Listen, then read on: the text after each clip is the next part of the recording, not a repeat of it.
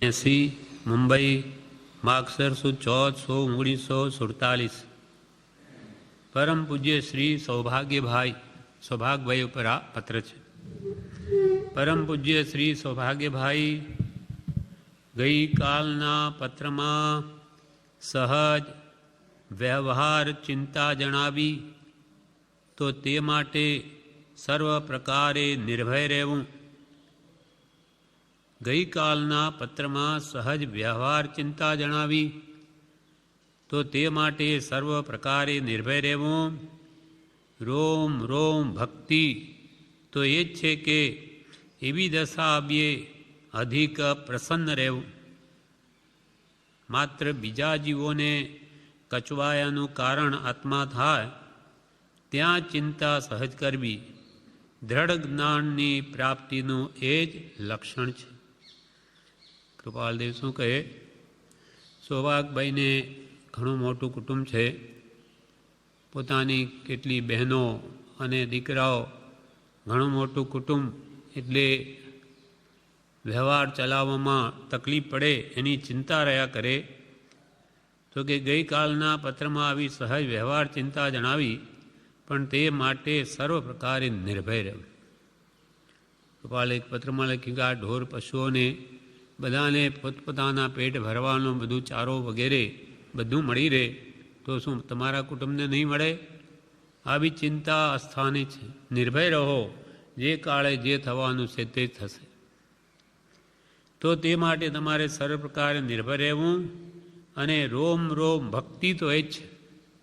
भगवान प्रत्येनी साची भक्ति छे ते क्यारे सिद्ध गणाय?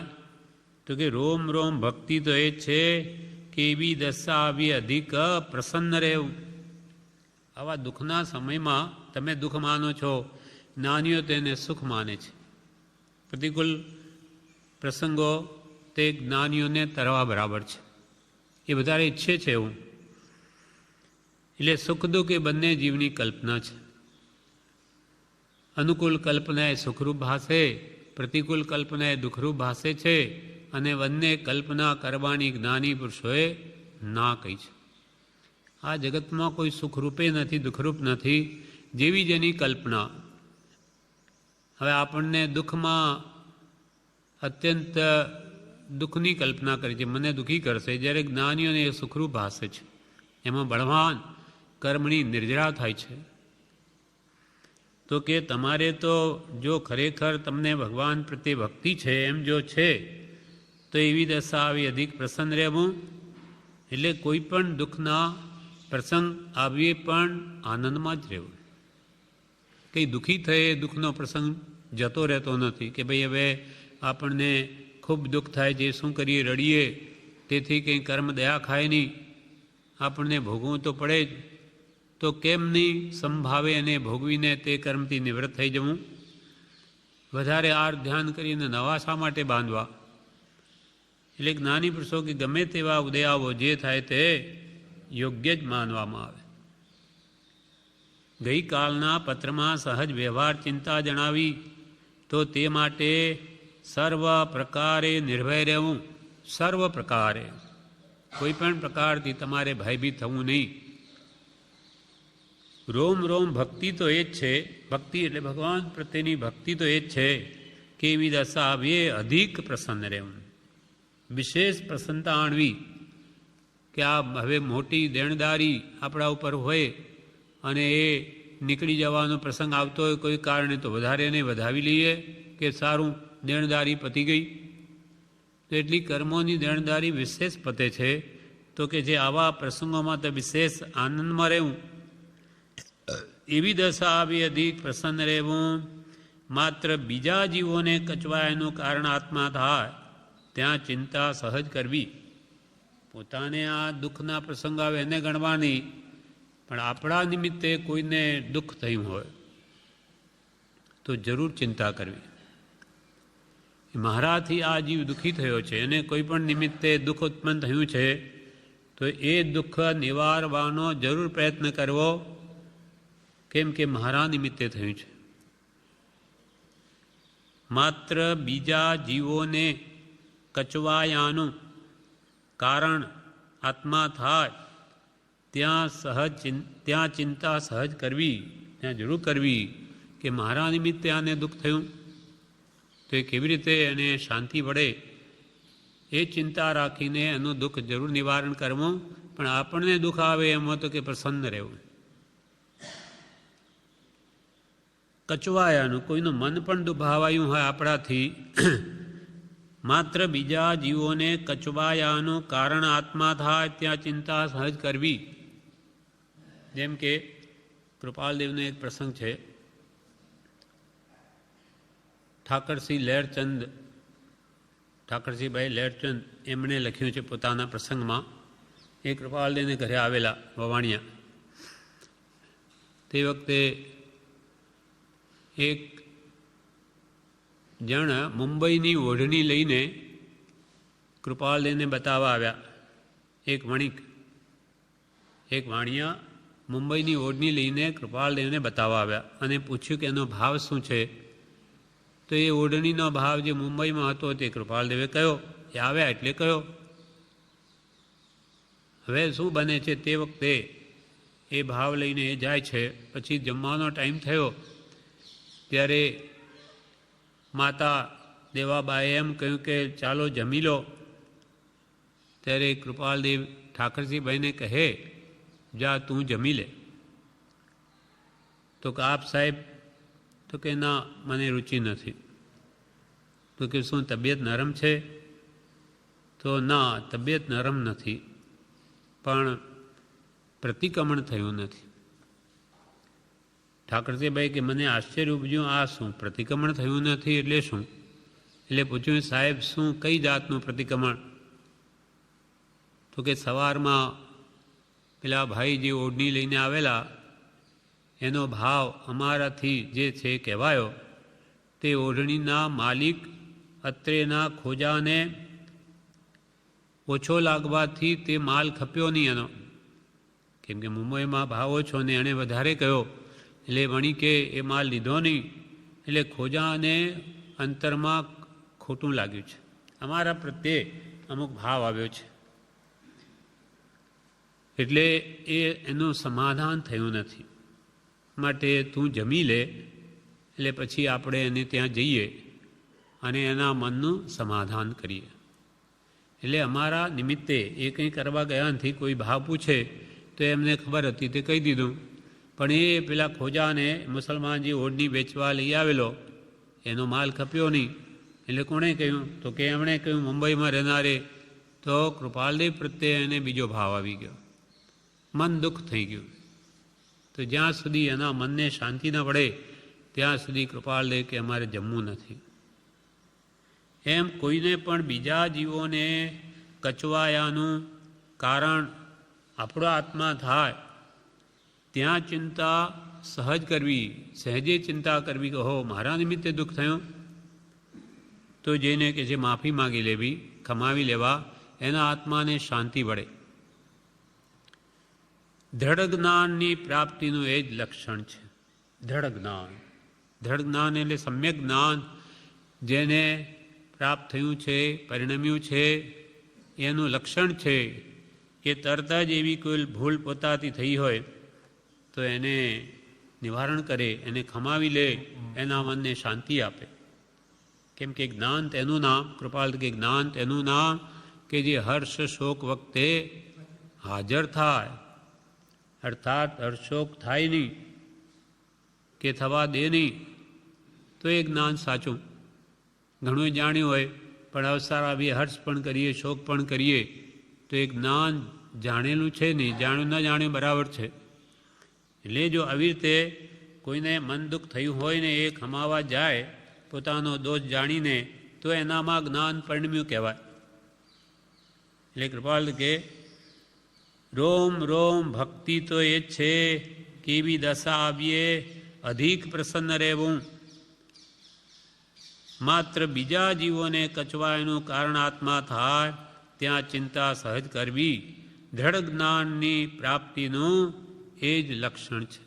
દ્રઢ જ્ઞાન, સમ્યક જ્ઞાન જો પરિણમ્યો તો એનું એક જ લક્ષણ છે કે કોઈને દુઃખી કરે નહીં, પોતે દુઃખ સહન કરે, दुख दीधा तो दुख होत हैं, सुख दीधा सुख होत। આ ભણેની અવરકું તો આપને હણે ન કોઈ, નાની બધાને કેમ સુખ ઉપજે એમ જ હંમેશા પ્રયત્ન કરી, પોતે ગમે તેટલું દુઃખ હોય તો વેઠી લેશે, બીજાને દુઃખી ન કરે. કૃપાલ કે મુક્ષુને કંઈ કામ કહેવું અમને અમારો મોટો અપરાધ માનીએ છીએ.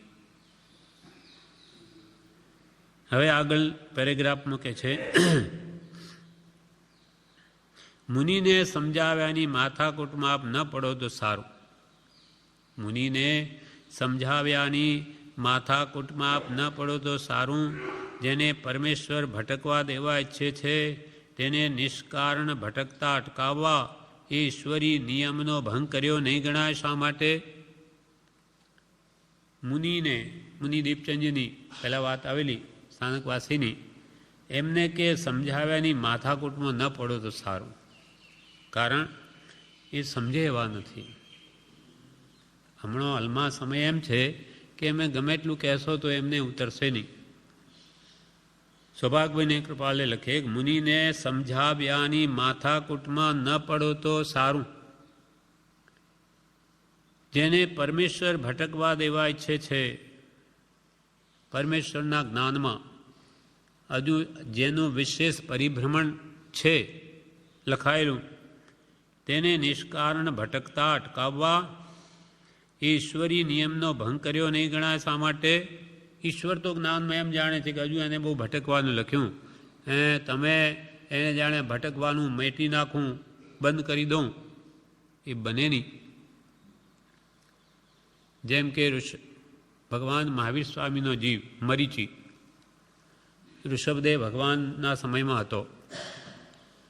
ભગવાન ઋષભદેવ પાસે દીક્ષા લીધી, ભરત રાજાના જ પુત્ર છે. આ ચારિત્ર પાળી શક્યું નહીં એટલે છોડી દીધું અને ત્રિદંડી થયા, માથે છત્રી રાખે, પગમાં જોડા પહેરે વગેરે આવું બધું કરે, ધર્મ મૂકી દીધો. હવે ભગવાન ઋષભદેવ જે બાજુ ધારે કે ભાઈ એને સમજાવી દઉં, કેમ એને નહીં તો બહુ રઝળવું પડશે, એના જ્ઞાનથી બહાર નથી કે ભગવાન મહાવીર છેલ્લા તીર્થંકર થવાના છે, છતાં પણ એ જાણે છે કે આને હજુ બહુ ભટકવાનું છે, એક કોડાકોડી સાગરોપમ સુધી રખડવાનું છે એ જીવને. નહીં તો ભગવાન જેવા આને નહીં સમજાવી દે, સમજી જા તો આવું કર નહીં, નહીં તો તારો સંસાર વધી જશે. માનો એ કહેતો પણ એ નહીં માને, કેમ કે એને હજુ ભટકવાનું છે. એક કોડાકોડી સાગરોપમ એટલે કોઈ પારની અસંખ્યાત વર્ષો છે, પણ ભગવાન જેવા બી કંઈ નહીં કરી શકે. તો કે ઈશ્વરનો નિયમ એવો છે, એના જ્ઞાનમાં એમ જણાવી રહ્યું છે કે હજુ આ જીવને બહુ ભટકવાનું છે, પછી અંતિમ છેટ તીર્થંકર મહાવીર ભગવાન બને છે. એવી રીતે બાહુબલીજી કે દીક્ષા લીધા પછી પોતે પંચમુષ્ટિ લોચ કર્યો અને ભગવાન પાસે જવું, પણ વિચાર આવ્યો કે મારા નાના ભાઈઓને નમવું પડશે, એટલે કેવળ જ્ઞાન પ્રાપ્ત કરીને જ જાઉં. એમ કરીને નહીં ગયા, પોતે ત્યાં ધ્યાનમાં ઊભા છે. 12 મહિના વ્યતીત થવા આવ્યા. કેમ ભગવાન ઋષભદેવે પહેલાં જ ચેતાવ્યા કે ભાઈ જાઓ, એમને કહો કે આવી રીતે માન રાખી કેવળના ન થાય. પણ એમને જેટલો કર્મોદય ભોગવવાનો હતો એ 12 મહિને જ્યારે ભોગવવાનો પૂરો થવા આવ્યો ત્યારે ભગવાને બ્રાહ્મીને સુંદરીને મોકલી કે જાઓ કહો કે વીરા મારા ગજ થકી ઉતરો, હેઠા ઉતરો. ત્યારે જઈને કે 12 મહિના સુધી આવી રીતે ઊભું રહેવું પડ્યું છે. તડકો, પવન, માળા ઘાલી દીધા, ખાવાનું પાણી કંઈ નહીં. એ પ્રમાણે જેને જેટલા પ્રકારનો ઉદય છે હજુ ભટકવાનો, તેને તમે કેમ રોકી શકો? એમ અહીંયા કૃપાલદેવ કહે છે, મુનિને સમજાવવાની માથાકૂટમાં આપ ન પડો તો સારું. જેને પરમેશ્વર ભટકવા દેવા ઈચ્છે છે તેને નિષ્કારણ ભટકતા અટકાવવા એ ઈશ્વરી નિયમનો ભંગ કર્યો નહીં ગણાય. શા માટે? ઈશ્વરી નિયમ એટલે ઈશ્વરના જ્ઞાનમાં તો હજુ ભટકવાનું લખ્યું છે, એને તમે કહે કે હું એને રોકી દઉં, નહીં બને. હવે શું કહે છે કે આત્મજ્ઞાનની પ્રાપ્તિ ક્યારે થશે કે એવી દશા આવે તે હવે જણાવે છે. રોમ રોમ ખુમારી ચડશે, અમર વર મય જ આત્મદ્રષ્ટિ થઈ જશે. એક તુહી મનન કરવાનો પણ અવકાશ નહીં રહે. ત્યારે આપને અમર વરના આનંદનો અનુભવ થશે. આત્મજ્ઞાન સહેલું નથી. રોમ રોમ ખુમારી ચડશે. રોમ રોમ એક તુહી. જેમ પ્રભુશ્રીની આવી દશા હતી ત્યારે પ્રભુશ્રી એક ખુમારીમાં કાવીઠામાં એમ બોલી ઉઠેલા કે મેં દીવાના રાજ કા કિસી કો માર બેઠુંગા. સિમડા ભક્તિની ખુમારીમાં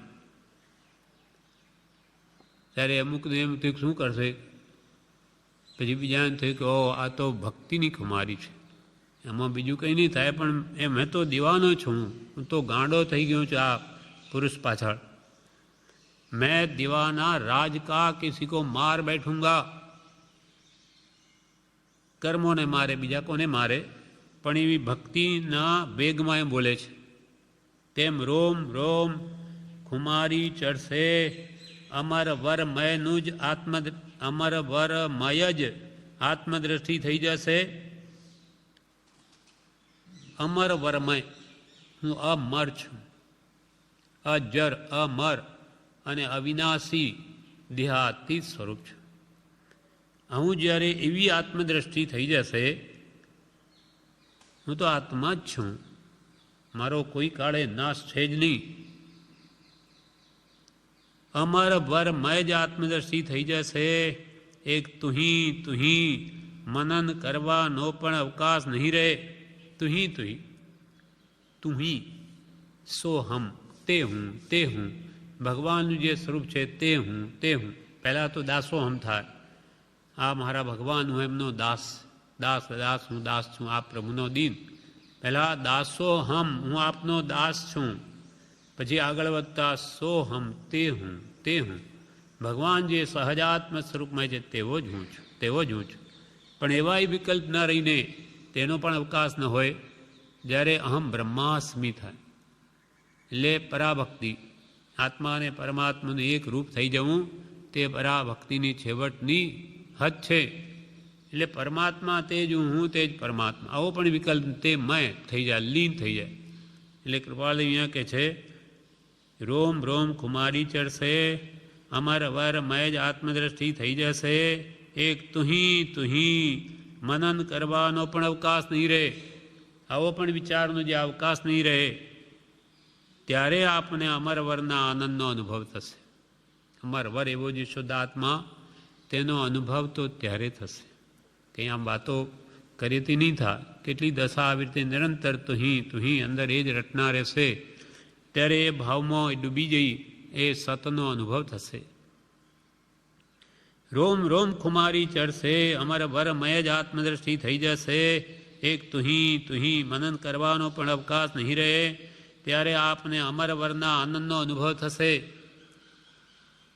અત્ર એ જ દશા છે. પહેલાં તો એમ કહ્યું, હવે કૃપાલદેવ કે જે અહીંયા એ જ દશા છે. તમને કે આવી રીતે થશે ત્યારે આવો આત્માના આનંદનો અનુભવ થશે. અને અત્ર એ જ દશા છે. હવે પોતાની વાત કર. અત્ર એ જ દશા છે, રામ હૃદય વસ્યા છે, અનાદિના ખસ્યા છે, સુરતી ઇત્યાદિ હસ્યા છે.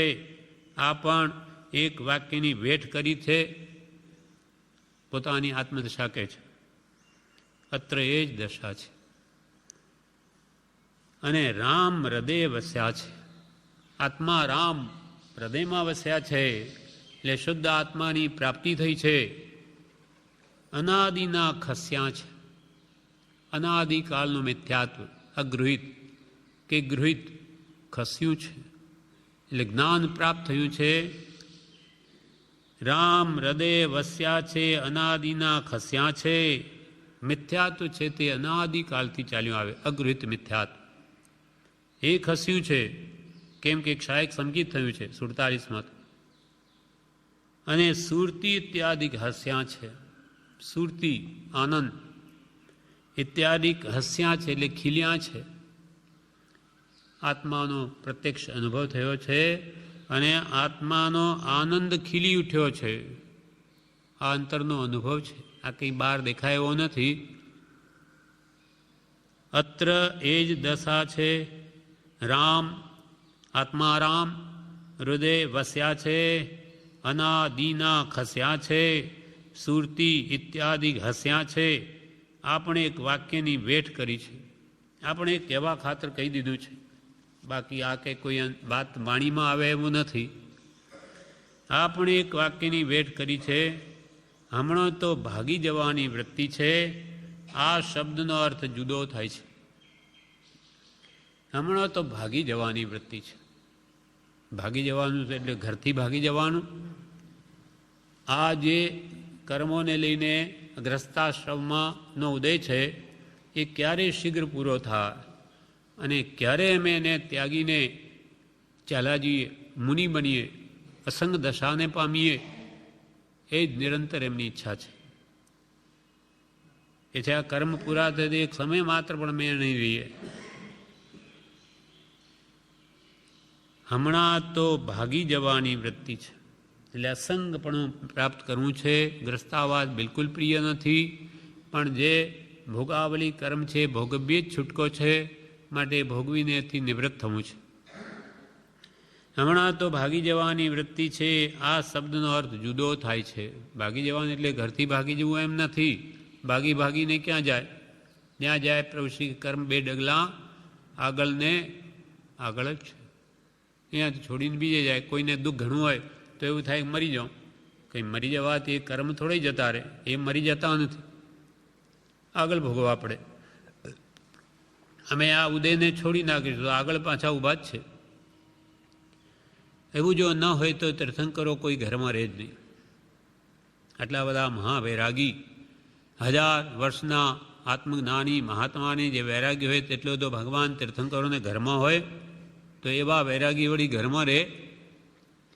પણ એ જાણે છે કે આ ઉદય નિકાચિત બંધ છે. એ ભોગાવલી કર્મ ભોગ્યા વગર કોઈ કાળે છૂટકો નથી, માટે ત્યાં રહેવું પડે છે. રહેવું નથી, રહેવું પડે છે.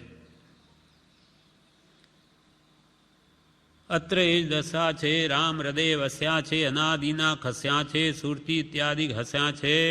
આ પણ એક વાક્યની ભેટ કરી છે. હમણાં તો ભાગી જવાની વૃત્તિ છે. આ શબ્દનો અર્થ જુદો થાય છે. નીચે એક વાક્યને સહજ સ્યાદવાદ કર્યું છે. હવે એક વાક્યના અનેક રૂપ કે છે. નીચે એક વાક્યને સહજ સ્યાદવાદ કર્યું છે. તે વાક્ય શું છે? તો કે આ કાળમાં કોઈ મોક્ષે ન જ જાય. આ કાળમાં કોઈ મોક્ષે ન જ જાય. પછી કહ્યું આ કાળમાં કોઈ આ ક્ષેત્રથી મોક્ષે ન જ જાય.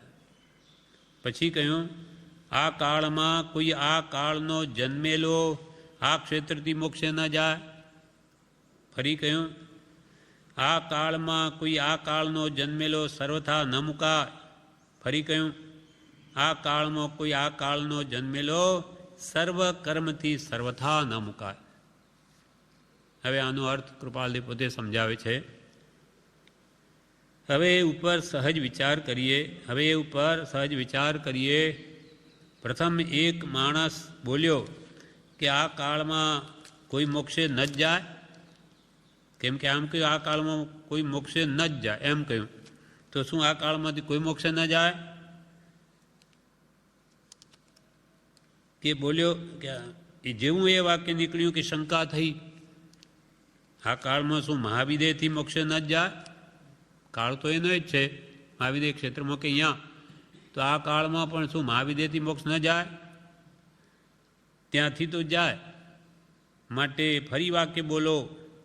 ત્યારે બીજી વાર કહ્યું આ કાળમાં કોઈ આ ક્ષેત્રથી મોક્ષે ન જાય. આ ક્ષેત્રથી, હવે ક્ષેત્ર ઉમેર્યું કે ભાઈ આ કાળ મોક્ષે તો જાય, પણ આ ભરતક ક્ષેત્રથી નહીં જાય, મહાવિદેયથી તો જાય. ત્યારે પ્રશ્ન કર્યું કે આ કાળથી ભરતથી કોઈ મોક્ષે ન જાય પંચમ કાળમાં. તો પછી ફરી પ્રશ્ન ઊભો થયો. ત્યારે પ્રશ્ન કર્યો કે જંબુ, સુધર્મા સ્વામી ઇત્યાદિ કેમ ગયા? એ આ કાળમાં જ મોક્ષે ગયા છે, તો જંબુ સ્વામી સુધર્મા સ્વામી મોક્ષે કેમ ગયા? ત્યારે ફરી એ પણ આ જ કાળ હતો. એટલે ફરી વળી સામો પુરુષ વિચારીને બોલ્યો કે આ કાળમાં કોઈ આ કાળનો જન્મેલો આ ક્ષેત્રથી મોક્ષે ન જાય. એ ચોથા આરામાં જન્મેલા હતા, આ કાળમાં જન્મેલો નહીં જાય. ચોથા આરામાં જન્મેલા જંબુ સ્વામી સુધર્મા સ્વામી હતા, એટલે એ ગયા. ત્યારે વળી પ્રશ્ન કર્યું કે કોઈનું મિથ્યાત્વ જતું હશે કે નહીં? કહ્યું કે આ કાળમાં કોઈ મોક્ષે ન જાય તો કોઈનું મિથ્યાત્વ જતું હશે કે નહીં? ઉત્તર આપ્યો, હા જાય. મિથ્યાત્વ જવારું મોક્ષ તો છે, દર્શન મોહ નાશ પામી શકે છે સર્વથા. ત્યારે તેણે હા કહી કે એમ તો થાય. જેમ કે આનંદગંજી મહારાજને એમનું મિથ્યાત્વ ગયું, કૃપાલદેવે ક્ષાયક સમકીથી થયા, પણ આનંદગંજીએ પોતાનું મિથ્યાત્વ ગયું એટલે શું કહ્યું? અબ હમ અમર ભય ન મરેંગે, અબ હમ અમર ભય ન મરેંગે.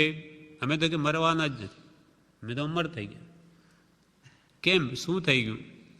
યા કારણ મિથ્યાત્વ દિયો તજ ક્યું કર દેહ ધરેંગે, અબ હમ અમર ભય ન મરેંગે. એનું કારણ અમારું મિથ્યાત્વ ગયું, મિથ્યાત્વ ગયા રૂપ મોક્ષ થયો, એટલે અમે હવે મરવાના નથી. તો એટલે એણે કહ્યું, ત્યારે તેણે હા કહી કે મિથ્યાત્વ જવારૂપ તો મોક્ષ છે. ત્યારે ફરી કહ્યું, એમ નહીં, પણ એમ હશે કે આ કાળમાં કોઈ આ કાળનો જન્મેલો સર્વ કર્મથી ન મુકાય. મિથ્યાત્વ કર્મથી તો મુકાય છે, અને એ મુકાય એટલે મોટું કામ થઈ ગયું, મહામોહ ગયો. મેરુ પર્વત જેવો મોહનાશ પામ્યો. હવે રાયના દાણા જેવા એ પાપસ્થાનક 17 રહ્યા, એ પ્રતિ સમયે જવાના ક્રમમાં છે. એટલે પછી છેલ્લું સુધારીને વાક્ય એમ કહ્યું, સ્યાદવાદ વાક્ય છે, આમ બોલી જાય એમાં બીજું રહી જાય. એટલે પહેલું વાક્ય કે આ કાળમાં કોઈ મોક્ષે ન જ જાય. પહેલાં તો કે હા આ તો આમ તો જાય, અહીંયાથી ન જાય તો મહાવિદેથી જાય. કાળ એનો એ છે તો કે આ કાળમાં કોઈ આ ક્ષેત્રથી મોક્ષે ન જ જાય, એમ કહ્યું. ભરત ક્ષેત્રથી ન જાય. તો કે જંબુને સ્વામીને સુધર્મા સ્વામી ગયા, તો કે આ કાળમાં કોઈ આ કાળનો જન્મેલો આ ક્ષેત્રથી મોક્ષે ન જાય. તો કે આ કાળમાં કોઈ આ કાળનો જન્મેલો સર્વથા ન મુકાય. આ કાળમાં જન્મેલો એ સર્વથા મોક્ષ ન પામે. તો કે મિથ્યા દ્વારા તો મોક્ષ પામે છે. એટલે આ કાળમાં કોઈ આ કાળનો જન્મેલો સર્વ કર્મથી સર્વથા ન મુકાય. આ કાળમાં જન્મ્યો હોય એવો આત્મા સંપૂર્ણ રીતે કર્મથી મુકાય નહીં. મિથ્યાત્વને હણી શકે, દર્શન મોહને હણી શકે, છાઈ સમગી સુધી જઈ શકે, પણ કેવળ જ્ઞાન ન પામી શકે. આમાં પણ ઘણા ભેદ છે. કૃપાલ આમાં પણ ઘણા ભેદ છે, પરંતુ આટલા સુધી કદાપી સાધારણ સ્યાદવાદ માનીએ તો એ જૈનના શાસ્ત્ર માટે ખુલાસો થયો ગણાય. જૈન શાસ્ત્રોમાં એમ કહ્યું કે ભાઈ આ કાળમાં કેવળ જ્ઞાન ન થાય, તો ત્યાં સુધી આ ખુલાસો સ્યાદવાદથી માનીએ તો બરાબર છે. આમાં પણ ઘણા ભેદ છે, પરંતુ આટલા સુધી કદાપી સાધારણ સ્યાદવાદ માનીએ તો એ જૈનના શાસ્ત્ર માટે ખુલાસો થયો ગણા. કેમ કે વેદાંત આદિ તો આ કાળમાં સર્વથા સર્વકર્મથી મુકાવવા માટે જણાવે છે. વેદાંતમાં તો કેવળ જ્ઞાન થાય, આ કાળથી પણ મોક્ષે જાય, એ વેદાંત એમ કે છે. એમ તો કેવળ જ્ઞાન આપણા સમ્યક દર્શન બરાબર છે. એમને ત્યાં પૂર્ણાહુતિ છે ને આપણે અહીંયા હજુ શરૂઆત છે. વેદાંતાદિક તો આ કાળમાં સર્વથા સર્વ કર્મથી મુકાવવા માટે જણાવે છે, માટે હજુ પણ આગળ જવાનું છે. ત્યાર પછી વાક્ય સિદ્ધિ થાય. આપ વાક્ય બોલવાની અપેક્ષા આમ વાક્ય બોલવાની અપેક્ષા રાખવીએ ખરું, પરંતુ જ્ઞાન ઉપજ્યા વિના એ અપેક્ષા સ્મૃત થાય એમ બનવું સંભવિત નથી. કાં તો સત્પુરુષની કૃપાથી સિદ્ધિ થાય. જ્ઞાન પ્રગટે નહીં ત્યાં સુધી આ બધી અપેક્ષાઓ વાસ્તવિક સમજાય નહીં અને આમ ગમે તેમ બોલી દઈએ તે ચાલે નહીં. આપણે ક્યાં બધું જાણ્યું? જ્ઞાન થાય ત્યારે જ એની દૃષ્ટિ નિર્મળ થાય છે અને તે જ યથાર્થ કહી શકે છે. વાક્ય સિદ્ધિ ત્યારે જ થાય છે. વેદાંત આદિ ભલે એમ કે આ કાળથી મોક્ષ છે, પણ હજુ આગળ જવાની જરૂર છે. એ તો હજુ સમ્યક દર્શન જેટલું છે એ કેવળ જ્ઞાન એમનું. ત્યાર પછી વાક્ય સિદ્ધિ થાય. આમ વાક્ય બોલવાની અપેક્ષા રાખવી એ ખરું છે કે વાક્ય બોલતા દરેક અપેક્ષાથી વાત કરવી જોઈએ કે તમે કઈ અપેક્ષાએ બોલો છો. પરંતુ જ્ઞાન ઉપજ્યા વિના એ અપેક્ષા સ્મૃત થાય એમ બનવું સંભવિત નથી. તેમ જ્ઞાન ઉપજ્યાથી જ પારમાર્થિક સત્ય ભાષા બોલાય. તેમ કે છે જ્ઞાન પ્રગટે જ બરોબર એ અપેક્ષા ધ્યાનમાં રહે છે.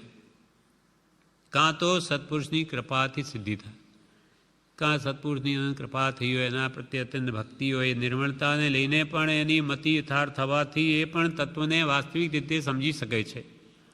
કૃપા જોઈએ. મોક્ષ મૂલમ ગુરુ કૃપા.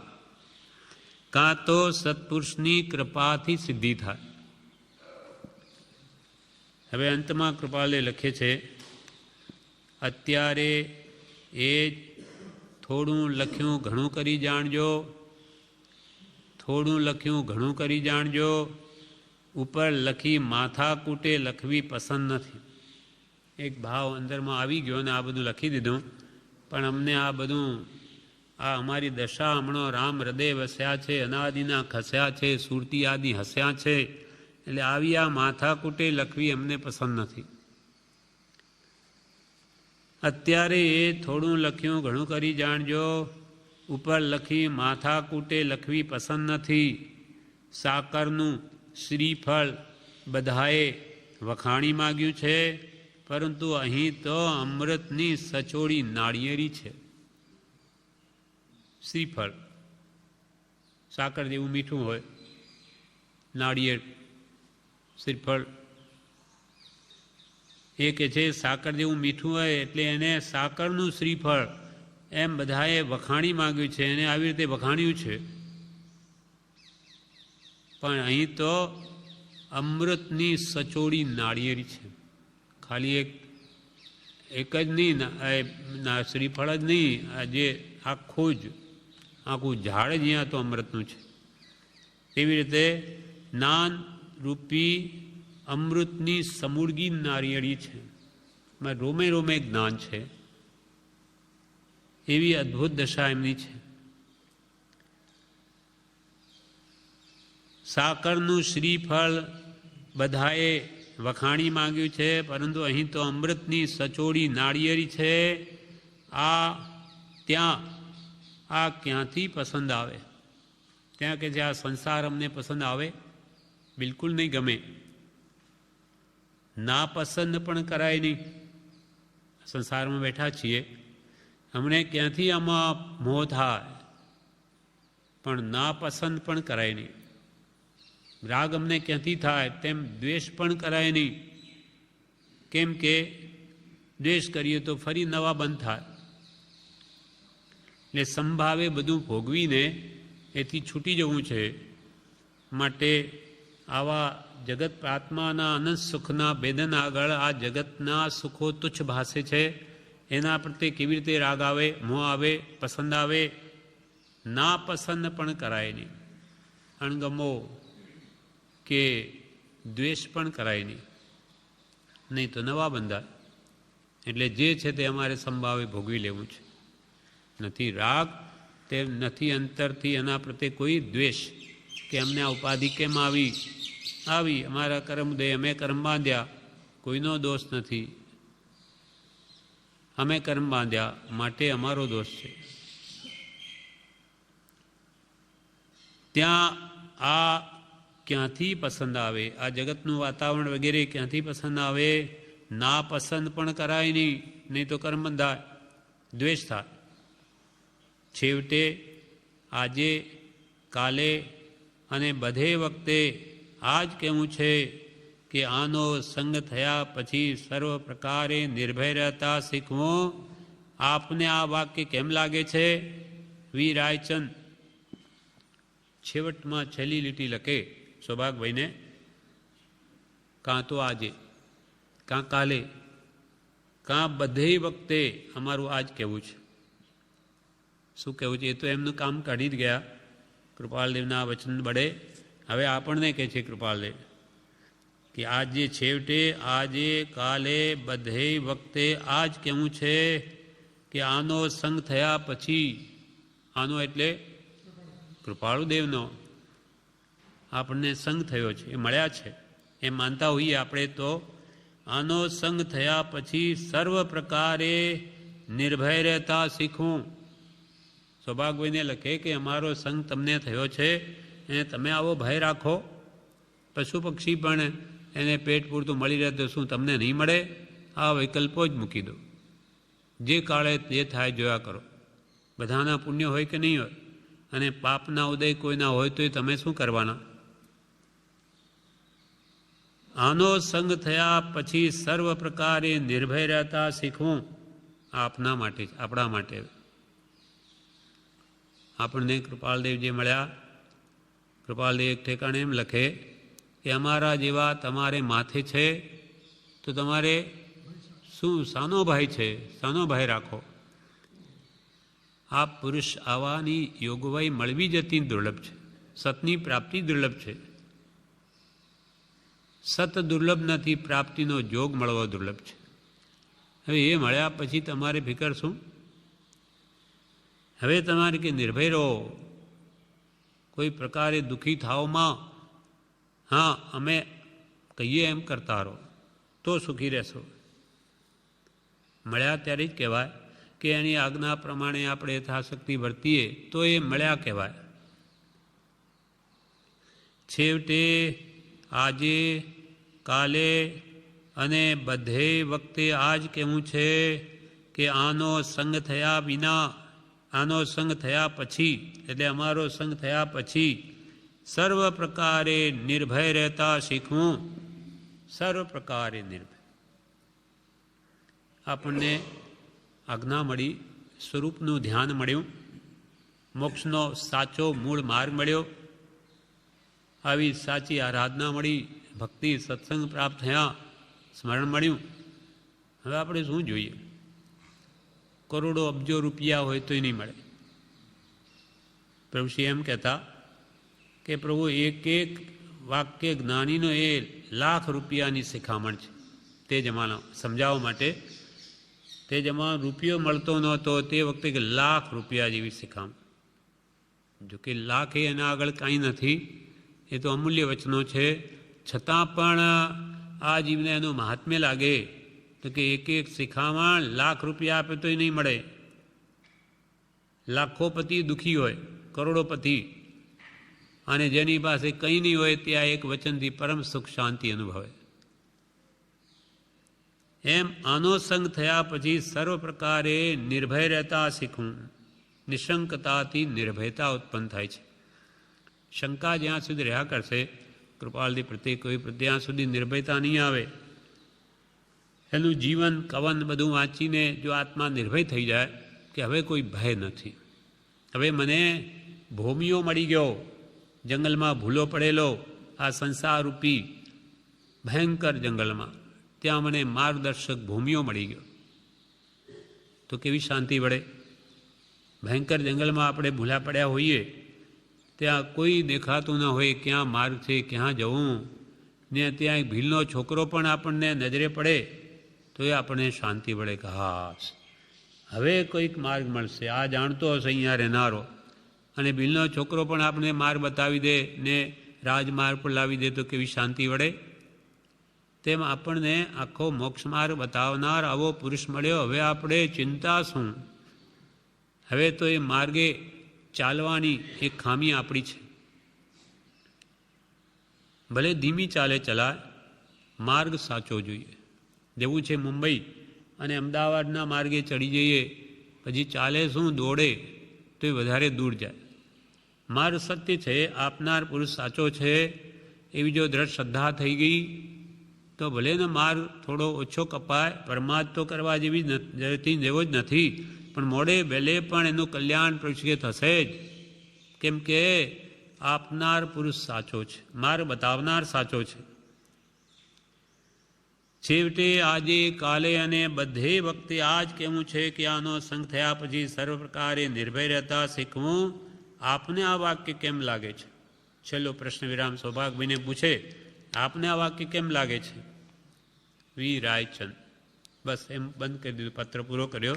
તમે જ વિચારો કે તમારે અમે મળ્યા પછી દુઃખી થવું, નિર્ભય રહેવું કે ભયભીત રહેવું, વિચારો. એમ કરીને એમને વિચારવાણ કરી દીધા. આ વાક્યને વિચારવા માટે એમણે મૂક્યું છે. આનું વિવેચન છે નાનું, જે વાંચી લઈએ. શ્રીમદ રાજચંદ્ર આશ્રમ અગાસ અષાઢ વદ એકમ સંમત 2009 પત્રાંક 180નું વિવેચન. પૂજ્યશ્રી કહે, મુશ્કેલી આવે ત્યારે વધારે બળવીર્ય ફોરવવું. મુશ્કેલી આવે ત્યારે વધારે બળવીર્ય ફોરવું. ધર્મની વૃત્તિ રાખવી. પોતાના વર્તનથી કોઈને દુઃખ ન થાય એ સારું વર્તન છે. કે આપણે મુશ્કેલી આવી હોય તો વધારે બળવાન થઈને વૃત્તિને ધર્મમય કરવી, વધારે દુઃખી ન થવું, આર ધ્યાન ન કરવું તો વધારે કર્મંદા. ધર્મની વૃત્તિ રાખવી, પોતાના વર્તનથી કોઈને દુઃખ ન થાય એ ધ્યાન રાખવું. કેમ કે દુઃખ દીધા દુઃખ હોત હે. પોતાના વર્તનથી કોઈને દુઃખ ન થાય એ સારું વર્તન છે. દુઃખ હોય છતાં દુઃખમાં ન તણાતો હોય તે પ્રસન્ન રહે છે અને નાની તેને વખાણે છે. દુઃખના પ્રસંગો તો સંસારમાં કોને ના આવે? દુઃખ સંસારમાં જ હોય, બધા જ દુઃખી છે સંસારમાં કોઈ કોઈની રીતે, પણ એમાં પણ જે પ્રસન્ન રહે. ચિત્ત પ્રસન્ન રે પૂજન ફળ કયું રે, પૂજાય ખંડિત એ કપટ રહિત થઈ આત્મ અર્પણ રે, આનંદ ઘન પદ રે, ઋષભ જિનેશ્વર પ્રીતમ માહરો રે, રાજ રાજેશ્વર પ્રીતમ માહરો રે. એમ કે દુઃખ પોતાના વર્તનથી કોઈને દુઃખ ન થાય અને દુઃખ આવે પોતે એમાં તણાય નહીં પણ પ્રસન્ન રહે, એને પૂજ્યશ્રી કહે જ્ઞાની પણ વખાણે છે.